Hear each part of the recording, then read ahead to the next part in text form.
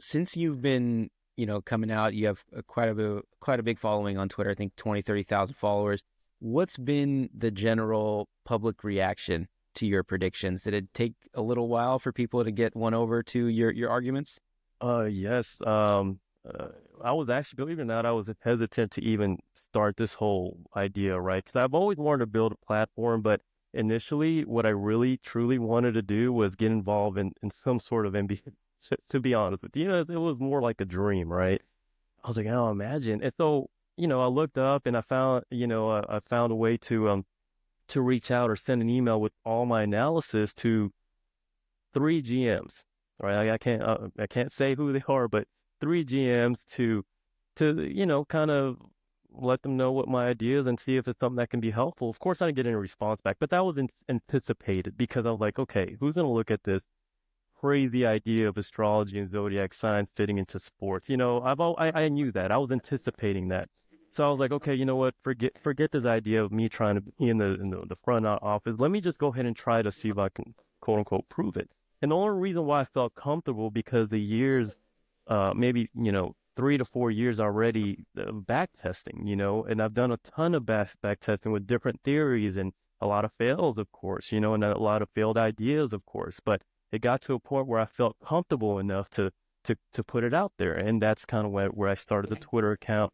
And from 2023, I already anticipated a lot of people, there's a backlash to a stigma in a sense to astrology.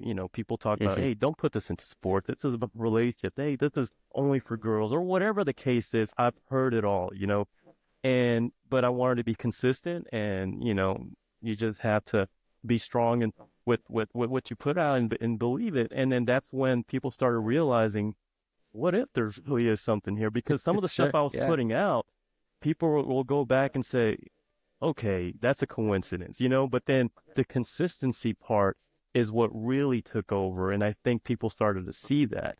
And yeah, that's pretty much where I'm at right now. So, Mm.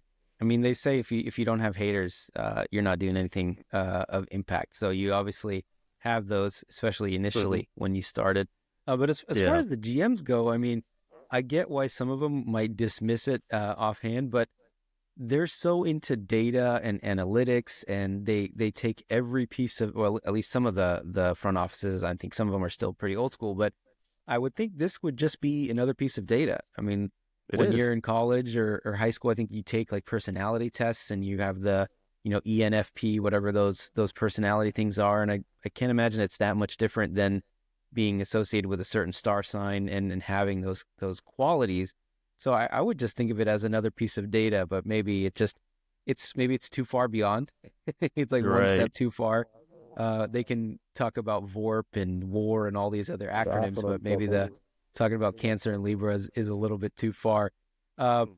but as far as any, like, were there any predictions or transactions that you thought 100% this is going to work out and it just didn't?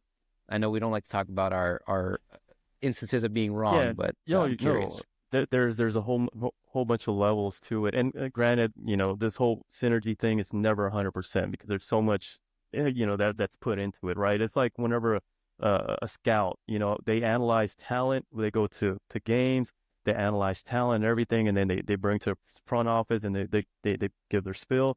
So if they can analyze that, how are they going to analyze chemistry? How? Right? But if you can use a synergy analysis to it, you're just adding on to your to everything. You're just getting better. You feel like it's an edge, right? So so that's kind of the way I see it. But back to your question. What was your question at the last part? Just particular times where you thought a transaction or free Let's agent or fail. draft pick was going to work out, but it didn't. The Kyrie Irving trade. I'll point that Which one one? out. Kyrie, Which guy you trade? to Dallas. So Okay. when that one first came about, I was thinking that it's not going to work out. And the first year that he was there, right? But granted, I think there were some injuries or anything like that. But it's either Kyrie's playing or only Luka was playing. But they hardly played that much in the first season, right? But then the second season they made it all the way to the finals.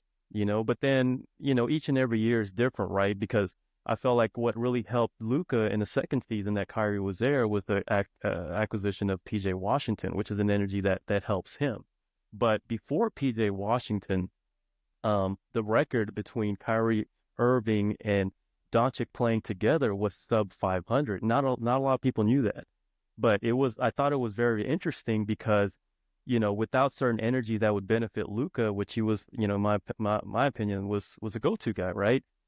And it was a disadvantage for him. But as soon as they got, you know, PJ Washington, that helped benefit him, and then they sort of connected the pieces together, and they got Lively, of course, and Gafford, of course. So they added, height, and they added a little bit more talent too.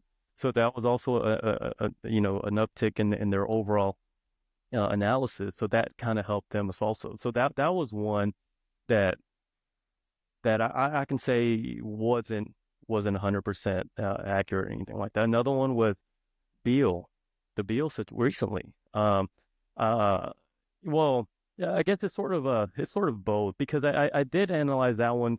It depends what angle you were looking at. So I did look at an angle where the coach wasn't compatible to Beal, right?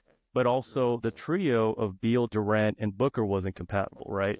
But before the season started, they acquired Tyus Jones, right? So I always Hmm. look at these supporting energies that surround and sort of complete a team.